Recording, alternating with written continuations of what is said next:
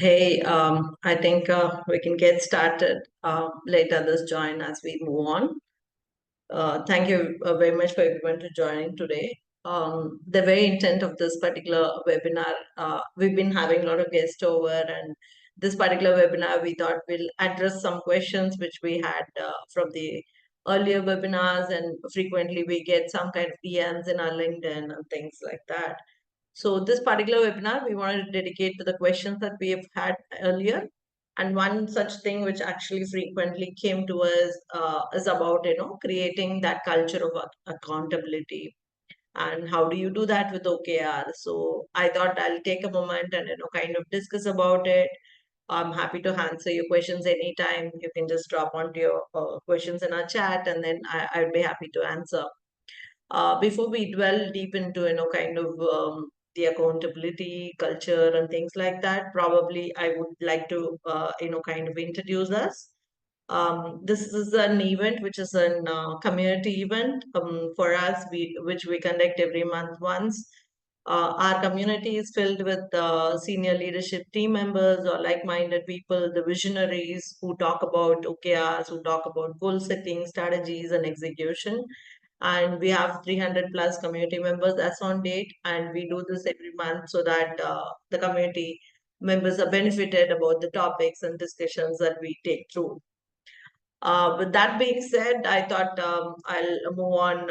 I think my introduction is done, and then let me go on to introduce myself. Yeah, my name is Ramya Chandrasekharan. I'm one of the co-founders of Datalligence, and what Datalligence is a SaaS platform. We specialize in OKRs. We specialize in performance enablement. I've been a personal fan of OKRs, though I practiced balanced scorecard and MBOs earlier in my career, but OKRs have been my special focus. That's the reason we started working on it in 2020 is the journey which we began. And that's about me. I'm going to take you through the session today. To keep it interactive, probably I would request you to add any comments or questions in the chat. What Datalligence does, I said I'm the co-founder of Datalligence. Datalligence is a tool which helps organization measure productivity, especially through strategy execution methodology like OKRs. We track KPIs. We also help organization align their goal with their organizational vision. And then we share insights. The story behind our name is that we wanted to give that data-driven insight, that intelligence to ensure that particular, decisions are taken with the data that we have. That being said, this is what, in a nutshell, what we do. We help organization to drive the performance on an org level and also on the people level. And we very strongly believe that one size does not fit all. Because as we grow, there has been a lot of agility in the industry. There's a lot of agility in the way that we work. Though it's cliched that, talking about post-COVID and new normal, yes, the way that we have actually started working has had a paradigm shift. And yes, that's the reason we wanted to give a solution that can be customizable for anyone who can drive it, be it KPIs or OKRs or performance, or you want to do a 360 or do a survey and connect it to your projects, anything is doable. That's what we actually try to do. So let's get it started. Is it anyone has any understanding of OKRs already? Probably you can just ask me, or probably I want to walk you through on understanding of what OKRs is all about. Just to give a brief on what OKRs is all about for people who don't know. And probably from there I can actually take you through on the how it can serve the purpose that we are talking about. I know, as you can see in the picture, right? I mean, the organization is so volatile, and the organization is so diverse, and everyone has their own priorities to address. If you talk to a CMO, the priority of a CMO is different, and a CHRO is different, and a CEO itself is very different. And how do we actually bring this all together solve one single purpose, right? One single org level goal. We're all traveling towards the same direction, so why not have same kind of priorities to each levels? That's the typical problem that we try to address, bringing everyone in the same direction. And when you say that, we say OKRs can help you do that. And the first question that comes to everyone's mind is that what OKRs are. And I hear people talking that, there are a lot of people talking about OKRs, but I'm not really not sure what it is all about. Can you just tell me exactly what it is? I'm just, for people who doesn't know what OKRs are, I'm just going to give a preface and then move on to the actual content. OKRs are nothing but a very critical thinking framework. When I say critical thinking, it's very important because it makes you to think differently, in a way that you probe yourself, make yourself re-question your own initiative, re-question your own implementation process, and creates an ongoing discipline, right? I mean, I have to do this in 10 days or 15 days or 20 days. That ongoing discipline, if you know the deadline, it comes on place, and we bring everyone together in one place to focus on, I would very clearly emphasize on measurable contribution. When I say measurable contribution, we need to be really very specific on what we are trying to achieve, not really have a vague statements written. That gives you a clear picture and help your organizations to move forward. This is what OKRs for us. There are many definitions out there in the Google, if you go search in web, but still this has been my one of the favorite because this is actually what we try to do when we do a workshop. We ensure that the leadership team and the entire team who works on this framework has the thinking process and has an ongoing discipline. And let's assume that I have a plan for the weekend, right? During this weekend I have a plan and I want to go somewhere, so that's what I have decided. I know that I need to be there at 8 a.m. Say Saturday 8 a.m. is 10 a.m. is something that I need to be there. And I've also decided that I have to drive down to that particular place. Maybe I've decided to go for a picnic, or I've decided to go to a relative's place or a kind of a friend's hangout. When I say I'm going to decide to go by car, then this is the plan that I've made. This is what I'm trying to do this particular weekend. And that makes my plan, the plan that I've made, as an objective. When you say this is your objective, this is the plan or the directions that I've set for myself to go on. And what could be the next step? What should be the next step to get there? Is that I will have to reach there, right? I mean, I need to first reach there, and I would decide at what time should I actually start, and then decide how much fuel my car needs to get me there, and what is the average speed that will help me to get there at 10 a.m. in the morning. And this house statements, whatever we are trying to achieve, thinking critically and trying to achieve, is what your key results are, as simply put. But when you say that you're going to drive down by a car and you have certain plans made, your car should also be in a good shape, and you're actually sending it to the garage and getting it fixed and getting it serviced or whatever. Then that's what we call it as initiative taken to get there. So this is by and large what OKRs are. The what statement is subjective, the how statement is the key result. And why do we have to really get there? There are a lot of other frameworks that can help me. Why should I actually, kind of look at OKR as a framework now? What is it going to help me? How is it going to help me? When we see traditionally, I mean, recently I was also looking to an old McKinsey report where we have seen that there is a huge gap between the strategy and the execution, right? I think most of you also would be facing the same problem while you know that on a top level you fix a strategy, and but you don't know how it gets executed. And the team do not work what is most important to the company, right? The team is not working in the direction the organization is driving towards.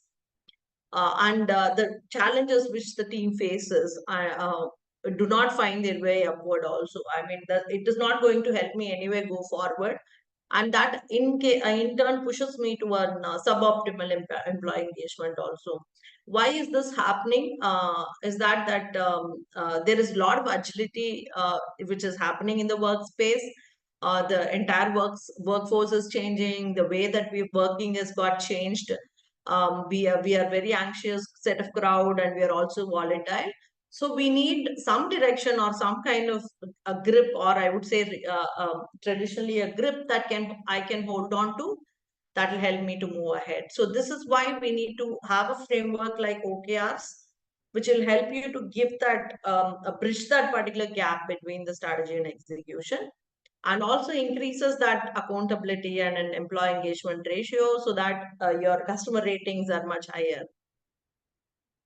So let me get to the core topic, right? We're talking about accountability, how it's going to really help the organization, and how it is actually working together with OKRs. Let me start with a very short story. And this story is about village where people all live together, and they had the habit, this very unique habit, which no other village had nearby, is that they had to contribute to something to their dinner every day, and they all eat together. It can be vegetables, it can be grains, it can be water, it can be anything else that everyone have to, they'll have to bring it to the table, and they cook it together, and they really had so much of fun. The unity was so high, the motivation level of the village was so high, and they really had that kind of a utopian world that they were living in. One day a person, one person thought, uh, I'm too lazy today to take anything, right? I mean, so there is so much there out there. There are so much of grains, there is so much of vegetables and fruits, and no one is going to miss my share of grain or whatever that I'm going to bring, because it's so huge. The spread is so up in abundance, rather. That particular person didn't take his share to that particular day for the dinner, but they still had it. They still had the same fun, and they still didn't feel much of issues and things like that. And then this guy went on and shared this piece of information to one another, and ultimately everyone felt the same. My share is not going to help everyone in kind of getting that dinner cooked. So everyone started dropping out of that particular share that they supposed to bring. And to a surprise, one day they came in, and the entire table was empty. And that's when the leader stepped in and said that it's not that no one is going to miss your share any which ways, but you're accountable for your share at any given point of time, however small be it, however little that you can contribute. That takes you to a very long distance. That actually helps you to build that collaboration, build that group, get that outcome delivered, which is actually the dinner which got served. So that's when, kind of people started coming back, understood that every single job, like even a small job, a very tiny job that we do, has an impact to the organization. It's not that I'm just doing, I'm just doing some paperwork, I'm sitting doing documentation today. And if I don't do this, no one is going to notice me, and no one is going to actually come and ask me why you haven't done it. But everything has an impact. It all has an impact, upward and also downward. So that's the moral that I want to start the session with. That every single pie that we take to the table, every single little contribution has to be felt that I am accountable for doing that. Only then we'll be able to kind of get the larger picture or the goal achieved. Before I go on, is there any kind of similar scenarios or any questions that you want to ask, or is it okay if I move on?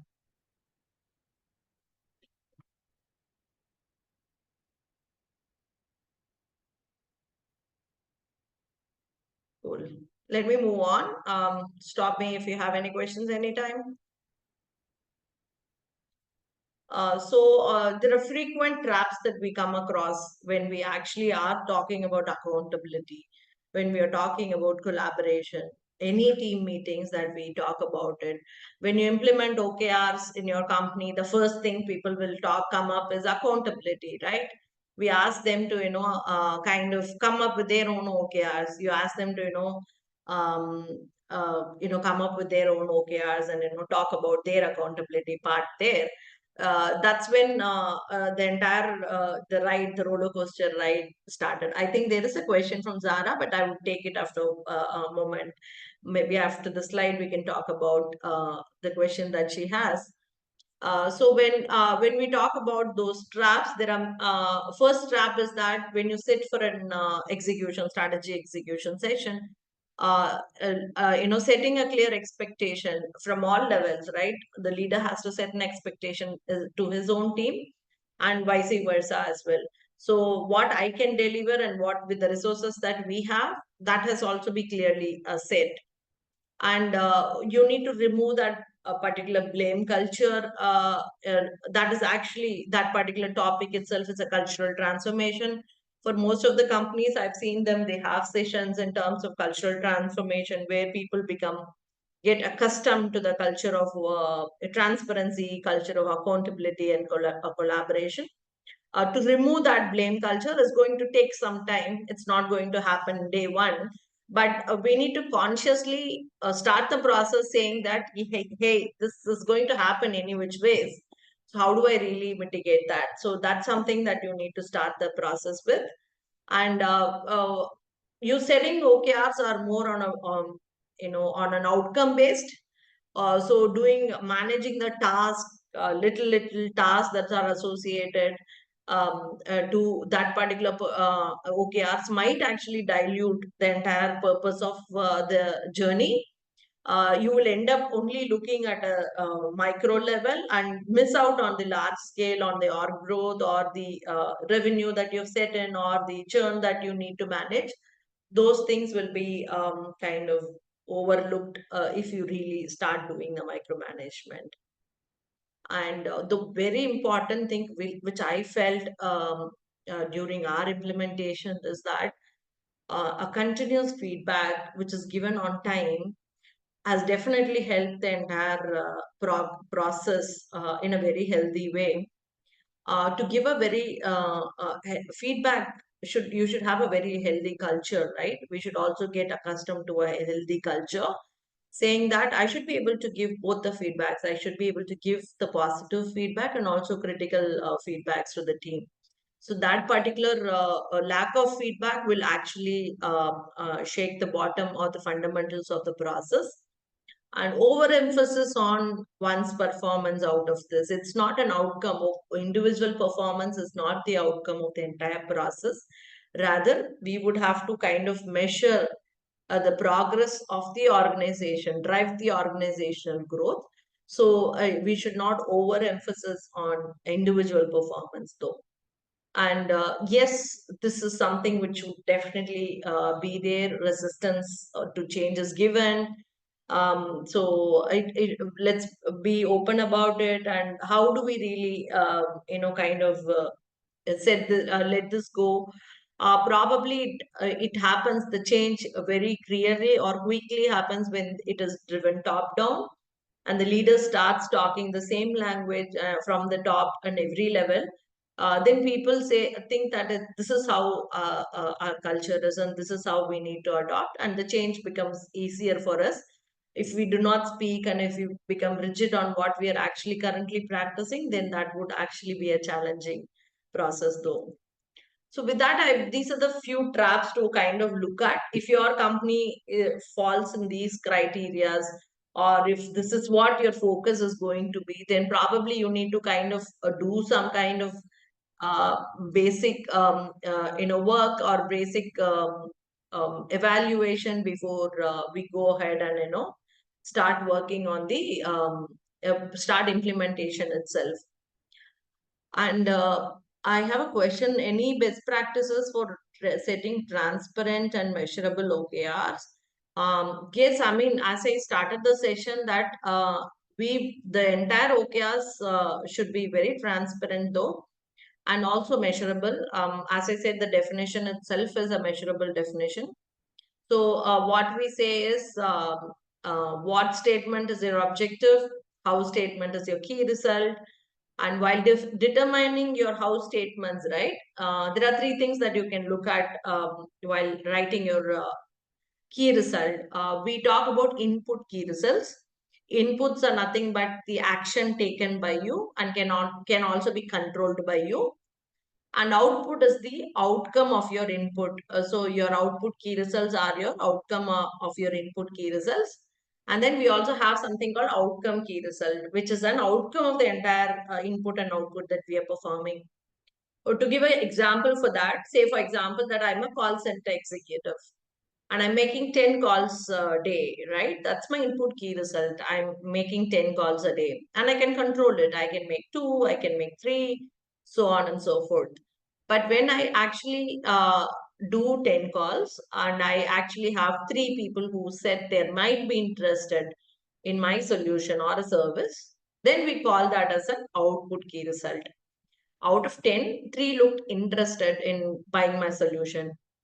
In this 3, we are saying that one actually agreed to buy our solution. Then in that case, it's the outcome. The revenue generated out of the entire process is your outcome.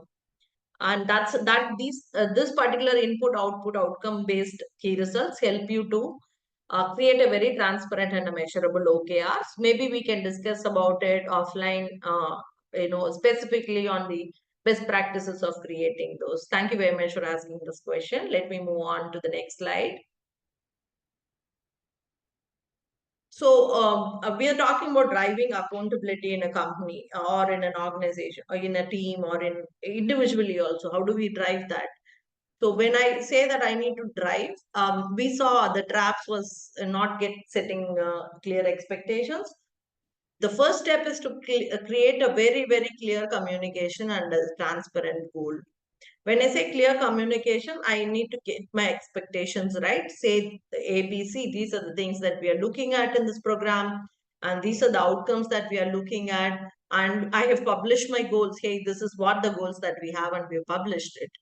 And with that being said, I think that will become very clear for us to move on for the clear communication and transparent goals. And for example, if you take the example for clear communication and transparent goals, Google actually believes in creating transparent OKRs, right? I mean, they have sorry, my screen sharing stopped, I believe. I'm just sharing again.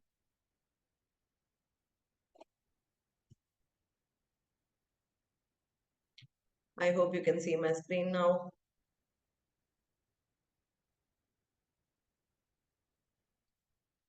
Okay. When I say clear communication, what drives my accountability is that clear communication and also having the clear goals that are set. In that case, what do I actually look at? To quote an example, right? Google is a company who believes in a very clear and a transparent goal. They allow team members to set their own goal and set their own objective. And it is very transparent across the organization. So people actually do a bottom-up alignment and then start working on it. And at the same time, once you set the goal, the feedback has to be very frequent. You can't come back after a quarter or after 6 months and say that, hey, this is not what we should have done. We should have done things better. That wouldn't help because it is a retrospective and we've already have spent like 6 months or 3 months on that. And in that case, to quote an example, Netflix is a culture that actually is built on frequent and constructive feedback. They have been given significant freedom, right? I mean, they make their own decision in terms of goal setting and they become accountable also. Let's say when I'm saying that this is what my goal is and I'm accountable to deliver that. This is one of a clear example how the feedback can help you go to the next level. And the empowerment and the ownership is the key to accountability. Why do I do what do I do? Is because I should feel empowered and own, I should own the entire process that I'm doing it. Otherwise, I think personally it does not excite me to deliver anything. So with that being said, I have seen this culture mostly when I talk to team members in Amazon. They talk about how they drive accountability towards customer satisfaction metrics that they have, and they are responsible for the metrics that they agree to and things like that. The ownership in a customer experience gives you a larger empowerment to you. So that has been a very successful strategy again. When you are really want to drive accountability, maybe these are the top three checkpoints that you want to really check box, tick it off when you want to drive accountability in your organization. And before I go talk about benefits, maybe if you have any questions, I can take. I don't want to really be monopolizing the conversation. Would be happy to answer any questions if you have. I have a question. One more message.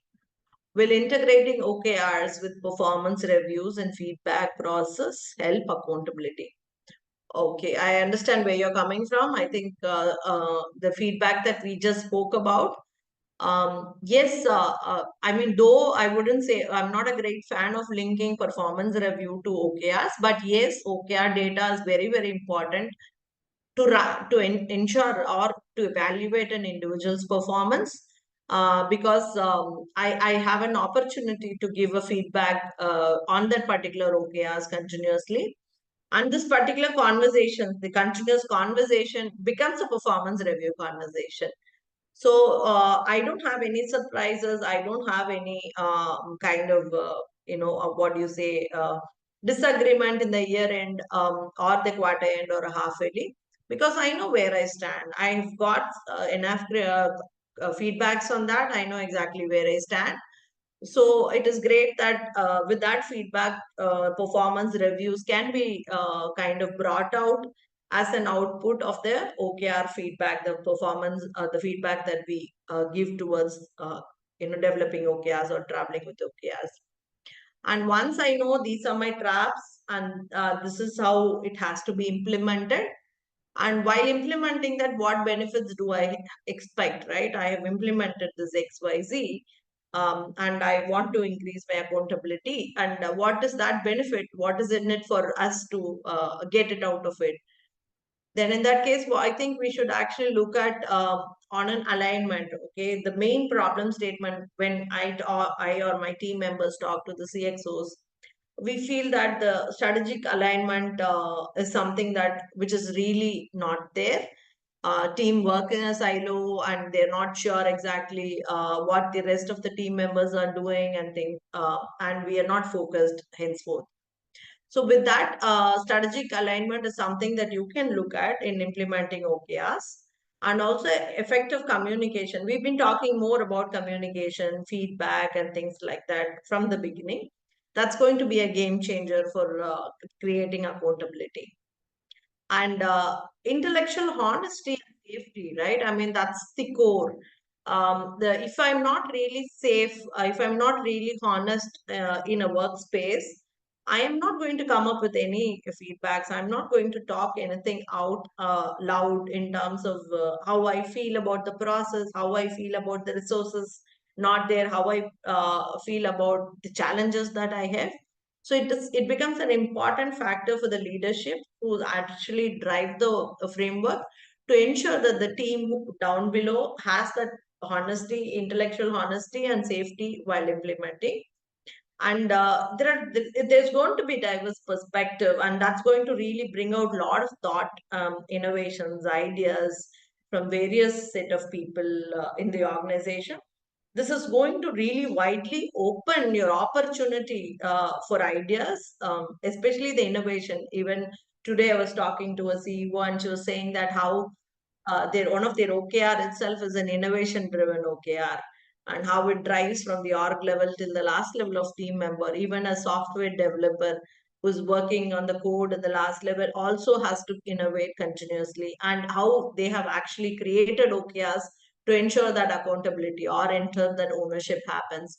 So it is very, very essential that you have that open culture, so that I encourage people to drive OKRs or drive that innovation or the culture widely. And any questions? I mean, I don't want to really ramble again. Probably I can take some questions, and if you have, you can ask me now before I go, how we can actually go to the collaboration or the next discussion. I have a question. 1 second, let me read it out. How can OKR contribute to accountability? I have a question. Mohammed has asked that how can OKRs contribute to accountability? That's typically what we are trying to kind of talk all the while, that the culture, OKR as a culture promotes that, because it's very transparent and it's top down, and also hybrid bottom up alignment is also possible. People are more accountable for what they are expected to deliver. It's not that it's created by someone else and cascaded to you and you're expected to do whatever they said, but where there is a lot more of empowerment and freedom while you're creating OKRs.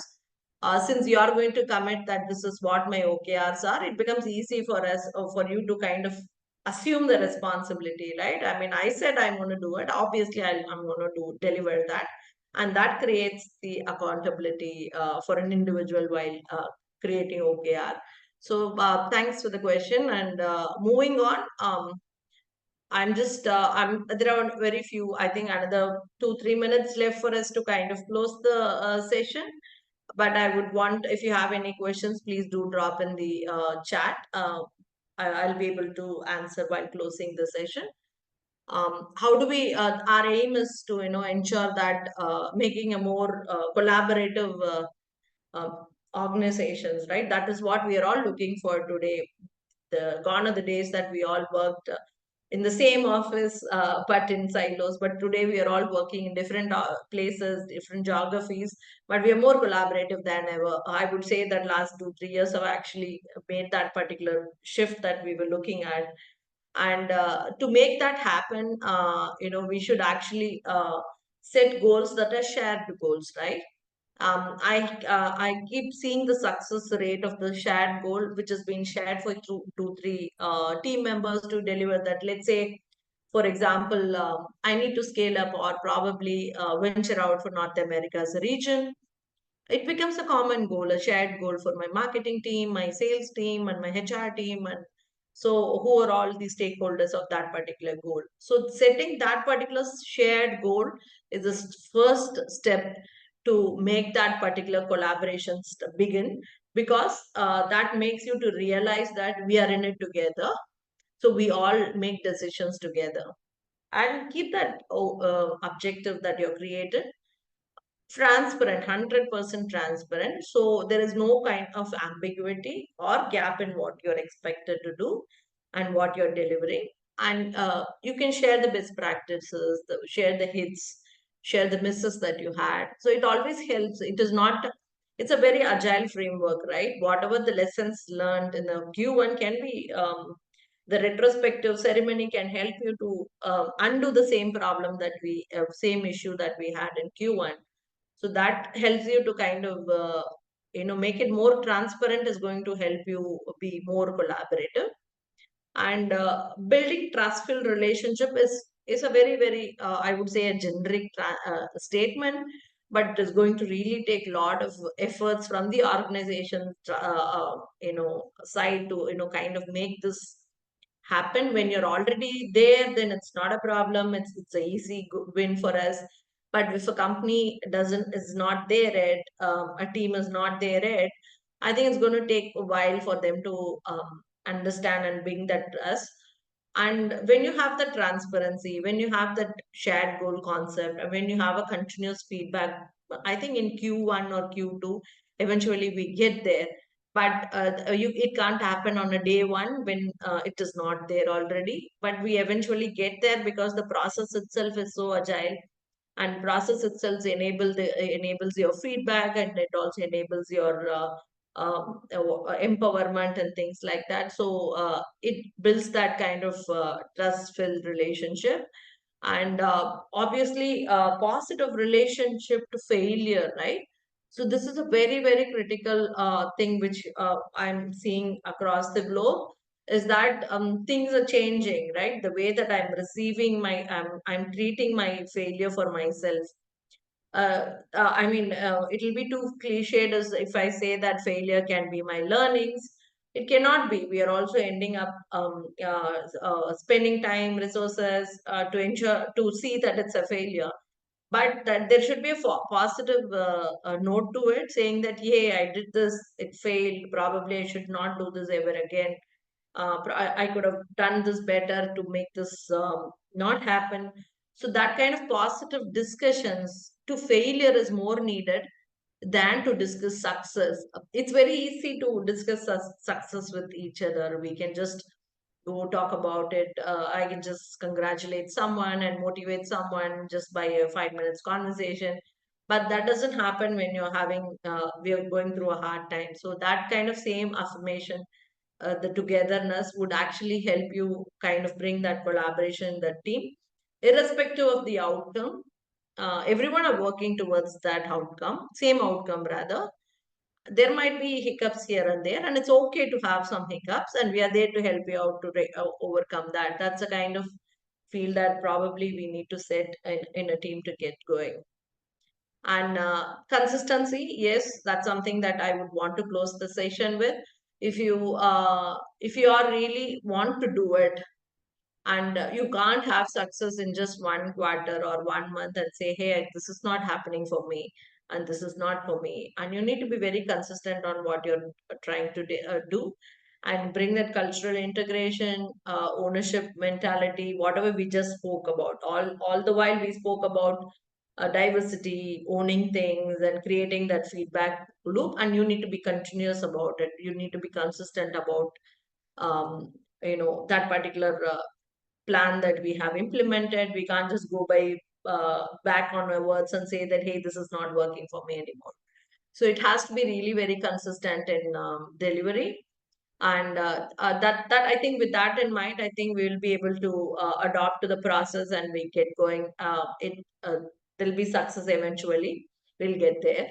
And there should be some kind of leadership examples, right? We need to walk the talk to make it happen. And accountability, how do you create it? I'm going to kind of summarize, create an alignment and focus to what you're delivering, ensure that you create a measurable key result, or set your targets in such a way that it helps you achieve, and ensure you implement review cycles on a fortnightly or a weekly basis so that it helps you. And also iterative improvement, as I said, you keep kind of reinventing your wheel, and then get things done for you that will help you better. And ownership, this is to summarize the entire discussion what we had till now. And I think that brings us to the end of the session. And before I go on, I would like to take the final question. If you have any other questions, you can drop it here. I think I have a question. Does transparency help accountability? Of course, it does help accountability. That's, as I gave an example of Google. If you might have seen that, transparency is a very powerful method that can help you implement, increase accountability. I have a question from James. Thank you, Umar, for asking that. James, hey, I think you have a question on how OKRs have been used to hold individual and teams accountable. I think we've been talking about it for the last 30 minutes. Yes, it is going to hold individuals accountable, because they are going to commit to what they are doing. By accountability, it's a positive one, because I'm going to own it. I'm going to have that empowerment in delivering whatever I have, I'm driving the OKRs I'm driving. So that is definitely a key to ensure that my goals are getting accountable. And yes, this particular frameworks helps you to, helps that accountability in individuals and team as well. Thank you very much. Thank you very much. I think I really enjoyed the questions. Thank you for asking. And if you have more questions, do let me know. I hope I've not missed any of the questions from the chat. Before I go, probably last note from our community. We are in Slack. We call ourselves Goals Accomplished, where we talk more about goal setting. We talk more about implementation of goals, and leaders talk about their experience, and they talk about their life journey, and each other can actually share their support also in our community. Please welcome and welcome to our community. I'll share, our team will share the link to join the community. I look forward to having you all in our upcoming webinars and podcasts as well. And thank you very much. With that, wherever you're joining from, have a great morning, afternoon, and the evening. Thank you, folks.